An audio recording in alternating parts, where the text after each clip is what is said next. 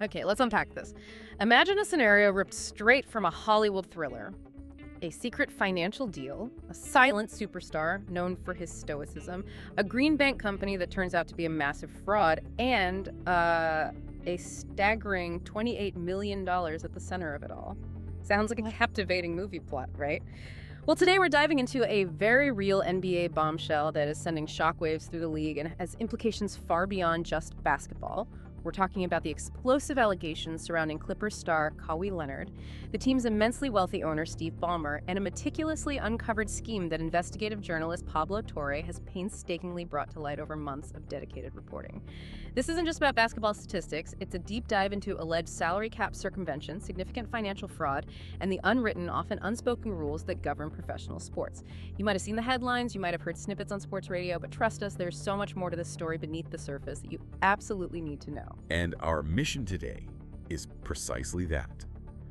To cut through all the noise, to walk you through the intricate web of evidence, examine the competing narratives from all sides, and ultimately to put this entire saga into a clear and compelling context. We'll explore not just what is being alleged, but critically, why it matters so profoundly to the integrity of the NBA as a whole. We'll also look at what the potential far-reaching fallout could be for everyone involved, from the players and owners to the very structure of the league itself. This raises an important question for you to consider.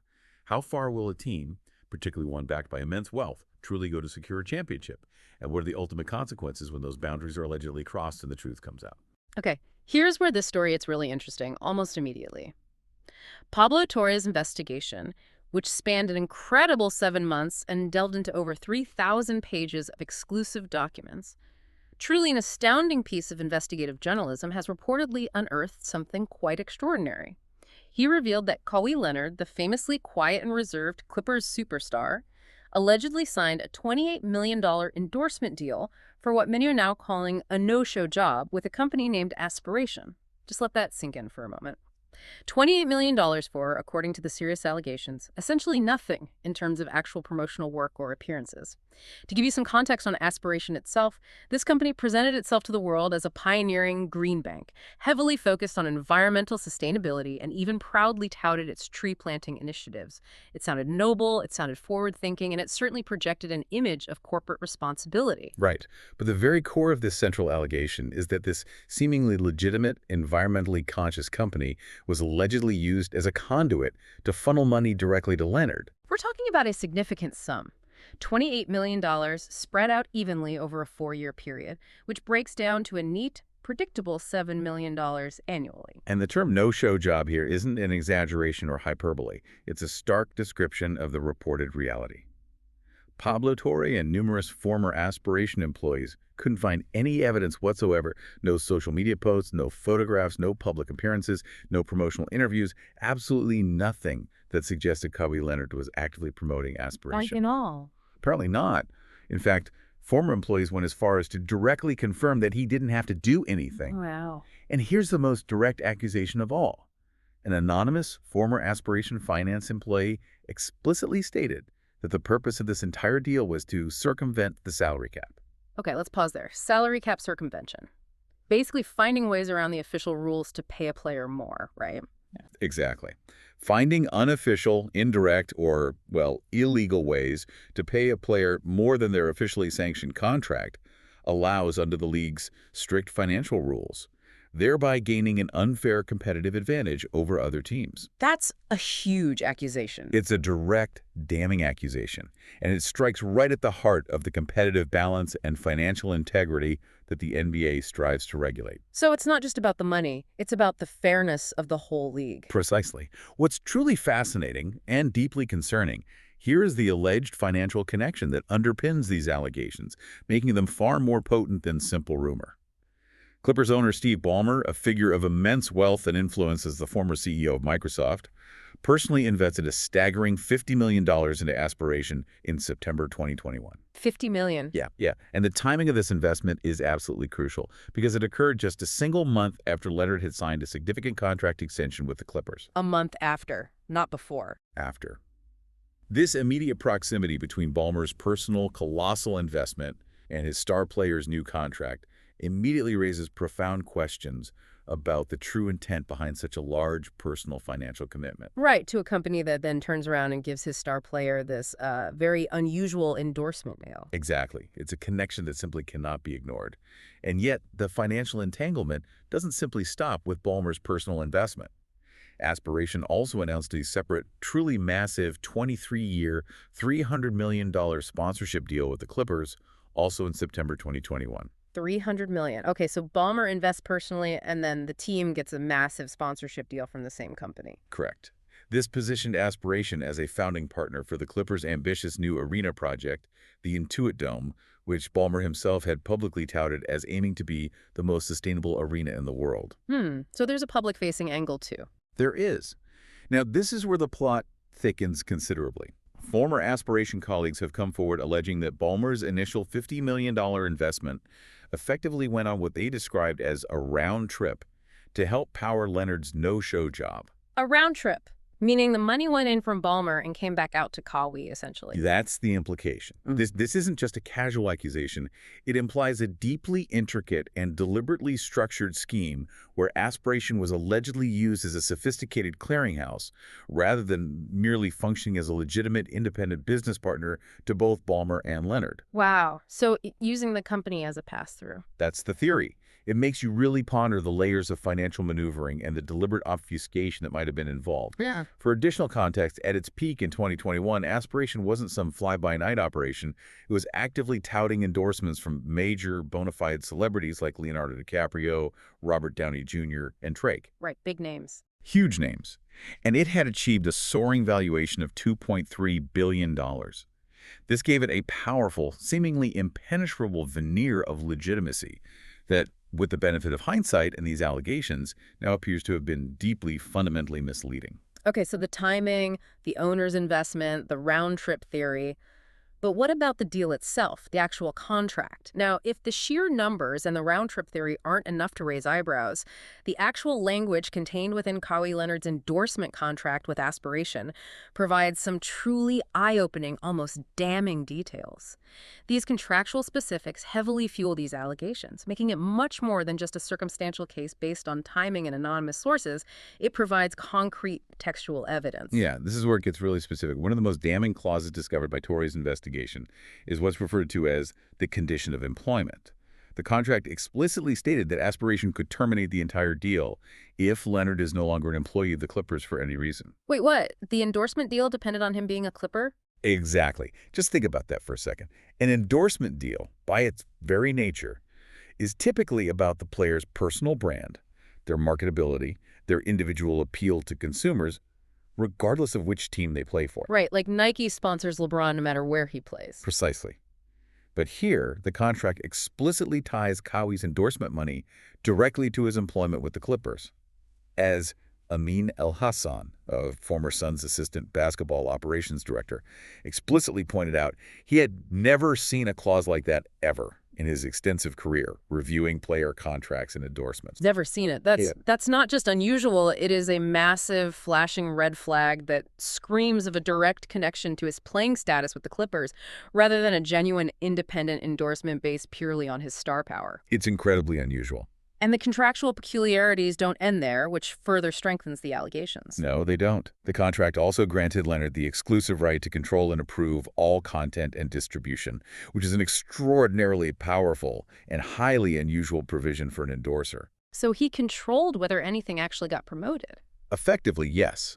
In practice, it meant he had the unilateral power to prevent anything from being released or used, further suggesting a profound, deliberate lack of real obligation to genuinely promote the company. Okay, so a weird team clause, and he controls all the content. What did he actually have to do? Well, this is the other thing.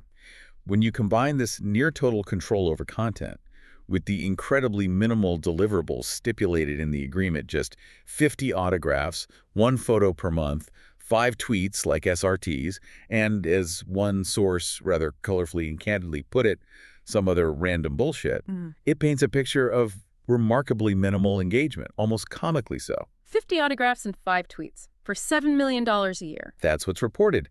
And the fact that he reportedly didn't even fulfill those laughably light obligations makes the entire scenario even more questionable. He didn't even do that. Apparently not, according to the Sure. sources. Yeah. To cap it all off and provide a clear paper trail, Leonard registered his own company, KL2 Aspire LLC.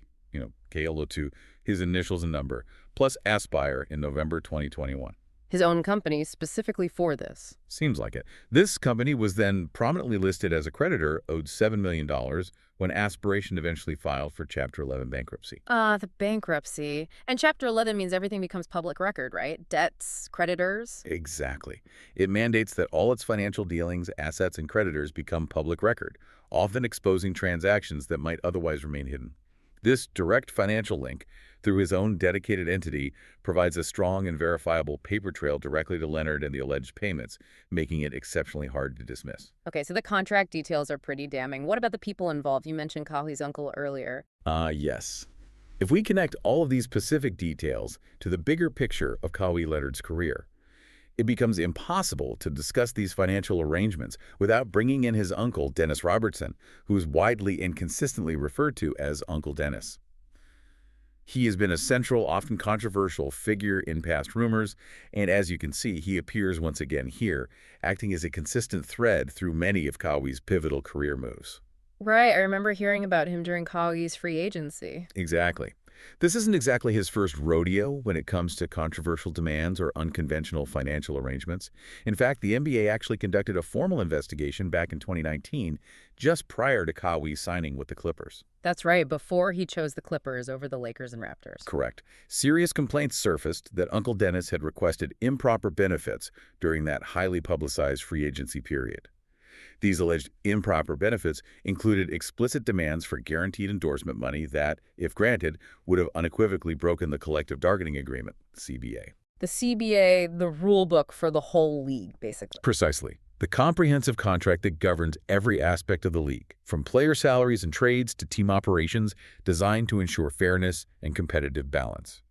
Sources from that intense free agency period indicated that Uncle Dennis wasn't just asking for a lot from the Raptors. He was reportedly asking for things players don't generally ask for, things that GM Masai Ujiri wouldn't have even had at his disposal. Like what kind of things? These were highly unusual and completely unorthodox demands that stretched far beyond standard player contracts or even typical endorsement deals.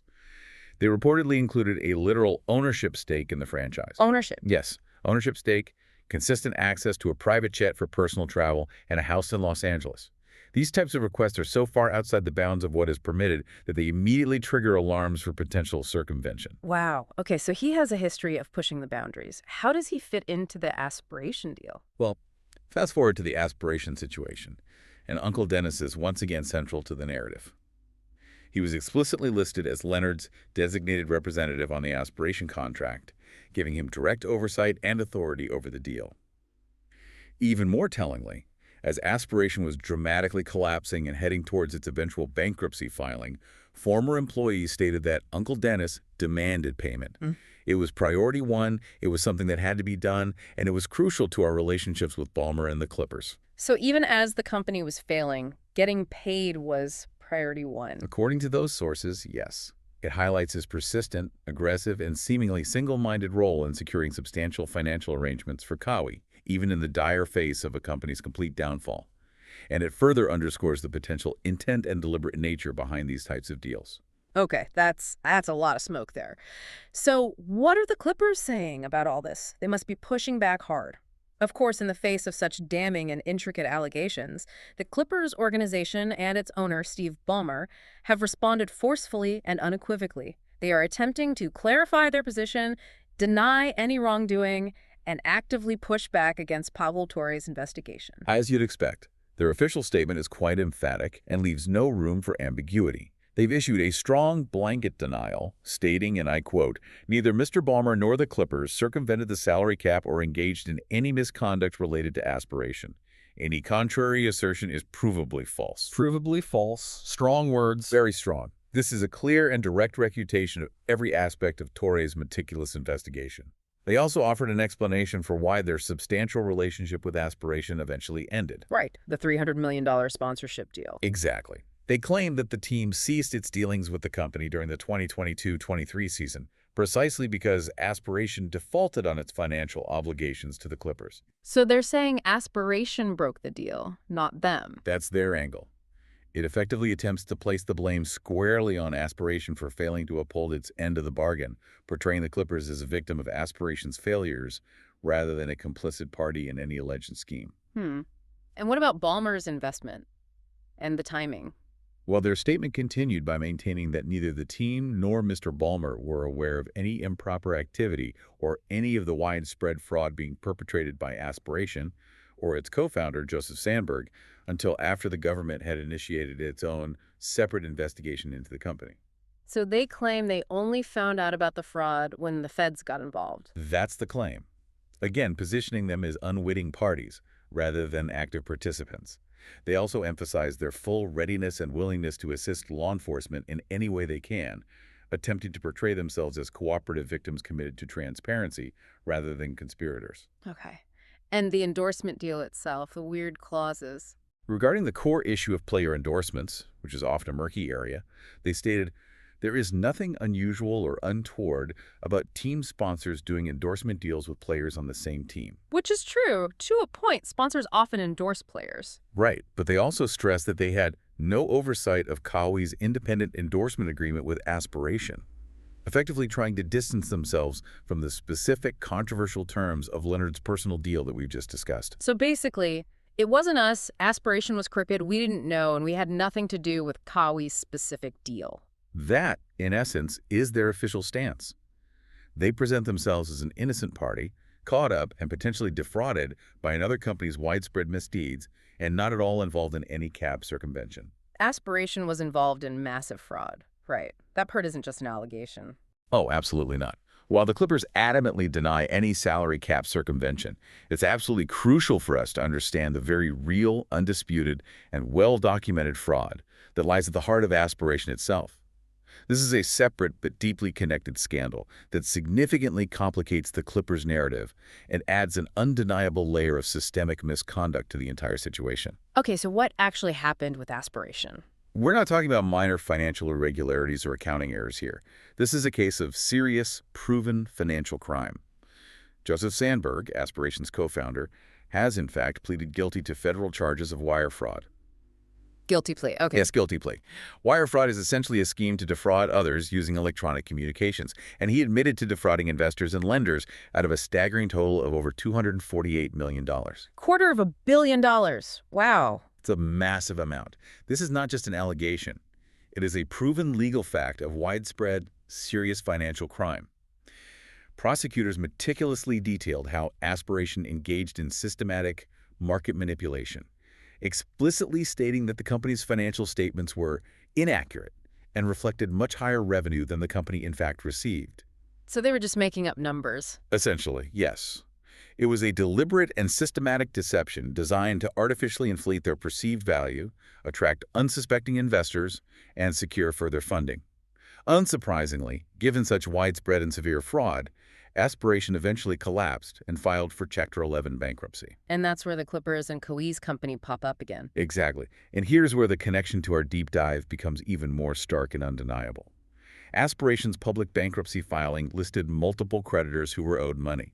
Prominently among them were the Clippers themselves, who were owed approximately $30 million due to the defaulted sponsorship deal. Okay, so the Clippers were victims of the default, as they claimed. They were certainly listed as creditors, yes. But also listed, significantly, was KL2 Aspire LLC, Kawhi Leonard's own company, which was owed $7 million. The exact annual amount of his alleged no-show deal. Precisely. This bankruptcy filing, being a public record, provides undeniable, concrete evidence of these financial ties and the company's deeply fraudulent nature, serving as the very red flag that reportedly initiated Pablo Torre's entire investigation in the first place. Because it's all out there in the public document. Exactly. The public nature of these documents makes it incredibly difficult to dispute the basic financial connections, even if the intent behind them is debated. Okay, so we have the allegations, the weird contract, the fraud, the denial. Is there anyone else offering a different take? You mentioned Mark Cuban earlier. Yeah, now after hearing all this damning evidence and the Clippers' strong denials, you might be wondering if there's any other explanation, any other perspective on Steve Ballmer's involvement. And indeed, a very prominent voice from the NBA world, Mark Cuban, the former owner of the Dallas Mavericks, and a man known for his outspoken nature and business acumen, has publicly stepped in to offer a distinctly different interpretation of these events. Right. Cuban's perspective is interesting because he's an owner. He understands that world. His argument provides a valuable counter-narrative to the direct accusations we've been dissecting, presenting a scenario where Ballmer might be less of a conspirator and more of a victim. Cuban publicly stated quite pointedly that Steve isn't that dumb. His core argument here is that Ballmer, with his immense personal wealth, his deep understanding of high-stakes business, and his experience running one of the world's largest tech companies, would simply not intentionally risk so much by allowing a company he was supposedly using for a complex salary cap circumvention scheme to go bankrupt. Because the bankruptcy makes it all public? Precisely. As Cuban astutely noted, a bankruptcy proceeding, like Chapter 11, makes all creditors, and thus the intricate details of these financial schemes, public to the entire world, exposing them to scrutiny. It's a powerful logical leap. Suggesting such a calculated risk with such obvious public exposure would be far too great and too foolish for an owner of Ballmer's stature and intelligence. So Cuban thinks Ballmer was just another victim of the aspiration fraud. That seems to be his view. Expanding on his defense, Cuban believes that Ballmer, like many other investors, was actually scammed by aspiration. He paints Ballmer as a casualty of the company's fraud, rather than an active participant in a circumvention scheme. He posited a fascinating logic of scammers' argument that turns the narrative on its head. He suggested, and I'm paraphrasing, it actually makes perfect sense that if aspiration stole money from investors and want the Clippers to succeed, why not give stolen money to help keep their best player? Wait, so Cuban thinks aspiration wanted to keep Kawhi on the Clippers using stolen money? That's his theory.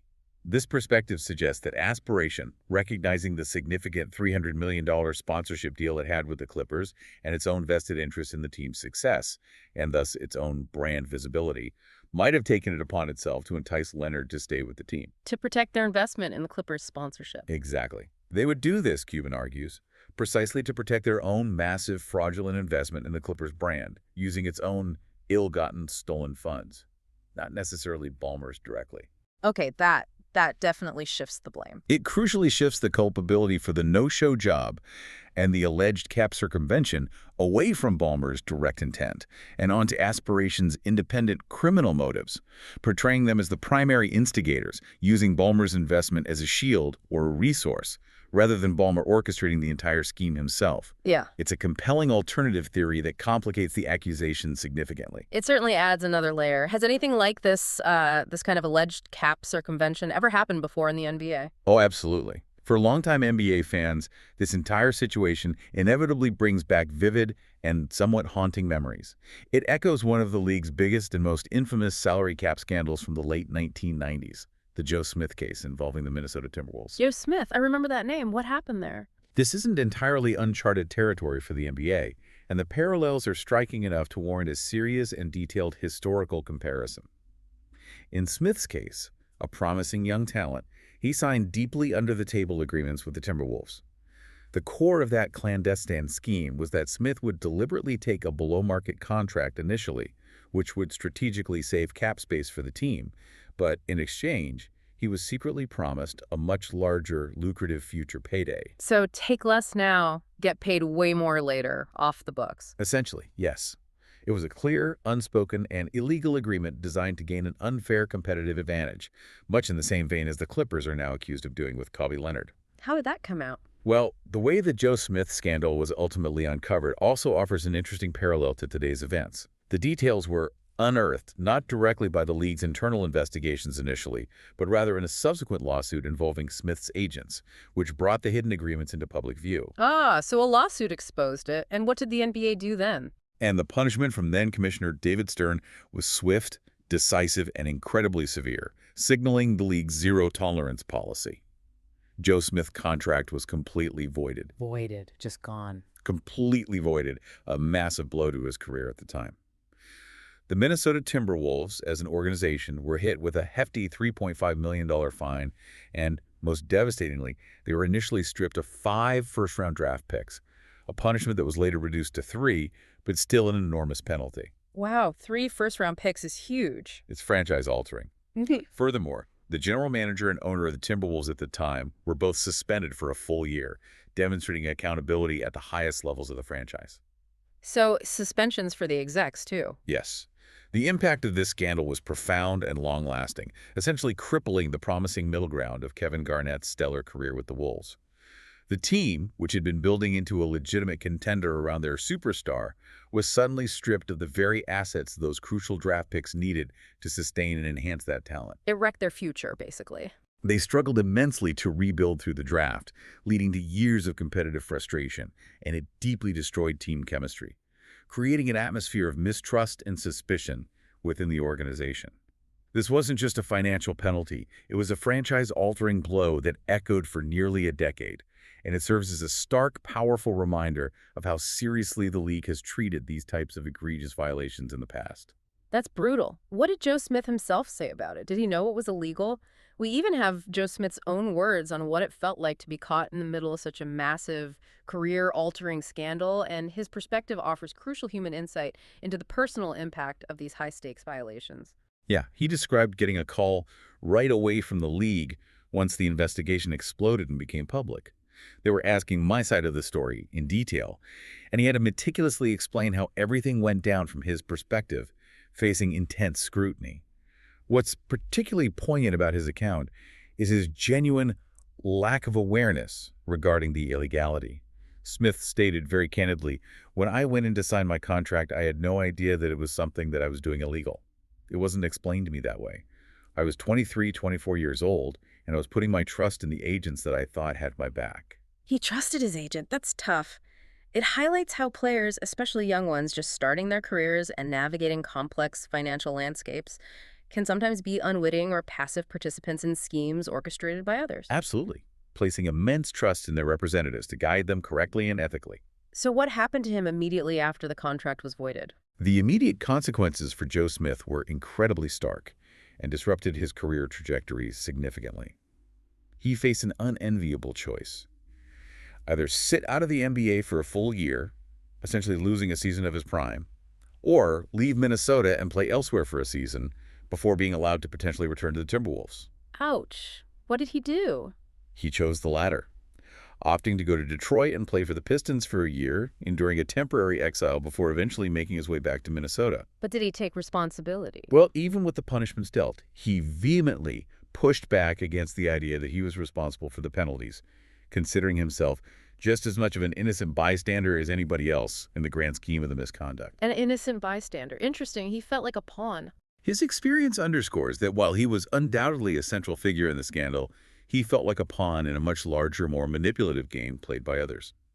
This is a crucial perspective to keep firmly in mind when we look at Kawhi Leonard's alleged involvement today, especially considering his generally quiet persona and the extremely aggressive and explicit alleged actions of his representatives, particularly Uncle Dennis. Yeah, that's a good point. So how does this Clipper situation really compare to Joe Smith? Is it worse? Better? Just different? That naturally leads us to a critical question. How do the alleged Clippers violations, with all their intricate details and direct owner involvement, truly stack up against the historical precedent of the Joe Smith case?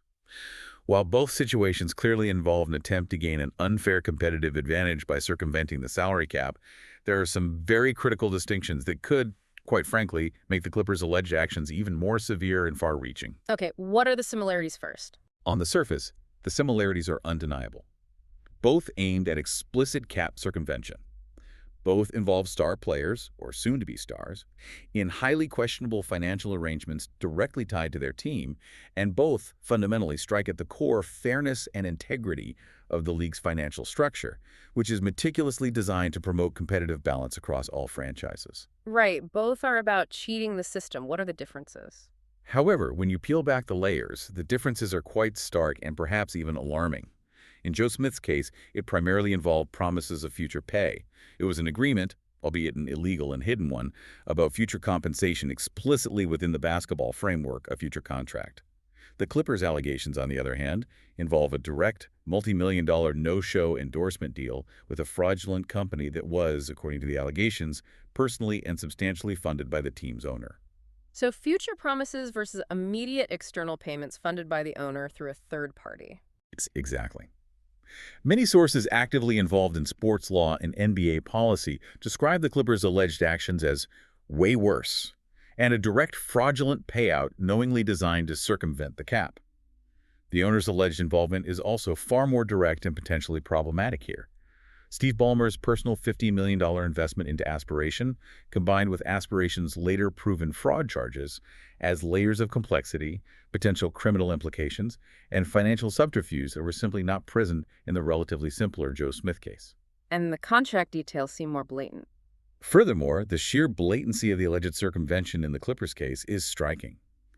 The explicit contractual clause directly linking payment to Kawhi remaining a Clipper and the minimal or even non-existent deliverables required of him strongly suggest a highly brazen and deliberate attempt to sidestep the rules. As one Reddit comment succinctly put it, highlighting the transparency forced by Aspiration's collapse. If it was from Chapter 11 bankruptcy, then it should be public, right? So it should be pretty easy to verify. Yeah, that bankruptcy filing makes it very concrete. Exactly. This public paper trail in a bankruptcy filing makes the alleged evidence unusually concrete, highly verifiable, and much harder to dispute than perhaps the more opaque verbal agreements that characterize the Joe Smith case. Okay, so potentially much worse, more complex and more blatant. What's the NBA doing about it now? Are they investigating? Make no mistake, the NBA is not sitting idly by in the face of these grave allegations. Commissioner Adam Silver and league officials are reportedly furious about these detailed claims, and for very good reason. Yeah, this isn't just a minor infraction or a technicality. It directly touches upon the very integrity of the game, the fundamental fairness of competition, and the competitive balance that the salary cap is meticulously designed to protect across all 30 franchises. So they're taking it seriously. Extremely seriously. The league has already taken concrete, official steps. NBA spokesman Mike Bass has formally confirmed that the league is officially commencing an investigation into the matter. Okay, so an investigation is underway. Yes. This isn't just speculation or rumor anymore. It's a formal, serious process initiated by the league itself, signaling their intent to get to the bottom of this. And how seriously does the NBA usually take this kind of thing? You mentioned the Joe Smith penalties. The seriousness of this entire situation cannot be overstated in the context of NBA history and policy. The NBA has a long, well-documented history of viewing cap circumvention not just as a violation, but as a cardinal sin. A cardinal sin, okay. They have made it crystal clear to teams over the years that it will have little tolerance for such behavior, consistently enforcing strict penalties. This isn't a new stance for the league. It's a foundational principle. Given the sheer magnitude of the alleged payments, the incredibly detailed nature of the no-show job allegations, and perhaps most critically the direct and personal involvement of a team owner of Steve Ballmer's stature alongside a superstar player, the league is under immense pressure, both internally from other owners and externally from the public, to act decisively and transparently. So other owners must be watching this very closely. Absolutely. The outcomes of this investigation could truly redefine how teams and players approach endorsements, off-book arrangements, and third-party deals moving forward, making this a pivotal, defining moment for the NBA's entire regulatory framework and its commitment to fairness. Okay, so what could the penalties actually be? You mentioned the CBA. Understanding the truly devastating potential consequences of these allegations requires a deep dive into the specific language of the NBA's collective bargaining agreement, CBA, particularly its incredibly strict sections on salary cap circumvention. This is where the legalities get highly technical, but it's absolutely crucial because the penalties outlined can be incredibly severe, designed to be a significant deterrent. Right. So break it down for us. What are the possibilities? Initially, some discussions within the sports world might focus on what's known as Section 1, general prohibitions, within the CBA. For this type of violation, penalties typically include fines up to $4.5 million for a first offense, increasing to $5.5 million for a second, and the loss of one first-round draft pick. Okay, fines and maybe one pick. That doesn't sound as bad as Joe Smith's penalty. Well, hold on. Many legal experts, former league officials, and knowledgeable fans familiar with the CBA believe the Clippers' alleged actions, due to their intricate nature and scale, fall under a much harsher and more specific category. Section 2. Unauthorized agreement. Section 2, what's different there? The Section 2 is explicitly designed to address undisclosed agreements or investments or business opportunities, which perfectly describes the precise nature of the allegations against Kawhi Leonard, Steve Ballmer, and Aspiration. Okay, sounds like it fits. What are the penalties under Section 2? The penalties under Section 2 are far more punishing and comprehensive, meticulously crafted to be devastating. For the team, a direct fine can go up to $7.5 million. Still not enormous for Ballmer, maybe? Perhaps not the fine itself, but far more significantly, the commissioner has the power to direct the forfeiture of draft picks. And crucially, the language here uses the plural picks without a stated limit, unlike Section 1's loss of one first-round pick. Plural picks, no limit. That's huge. It leaves the door wide open for multiple lost picks, potentially crippling a franchise for many, many years to come. Furthermore, and this is a game changer, the commissioner holds the extraordinary power to void any player contract or any renegotiation, extension, or amendment of a player contract involved in the violation. Void Kawhi's contract, his whole extension. Potentially, yes. This means Kawhi Leonard's current multi-year, multi-million-dollar extension with the Clippers could potentially be completely voided, forcing him back into free agency. Wow. What about penalties for Kawhi himself, or Ballmer? For the player himself, penalties can include a fine up to $350,000, and even more dramatically, the league can prohibit any future player contract between such player and such team. So Kawhi could be banned from ever playing for the Clippers again. That's a possible outcome under Section 2.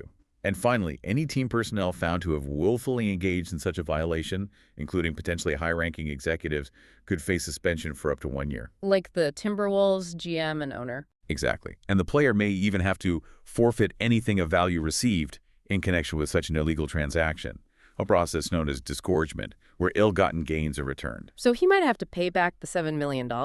Potentially. These are not minor penalties. They are designed to be devastating league-altering sanctions.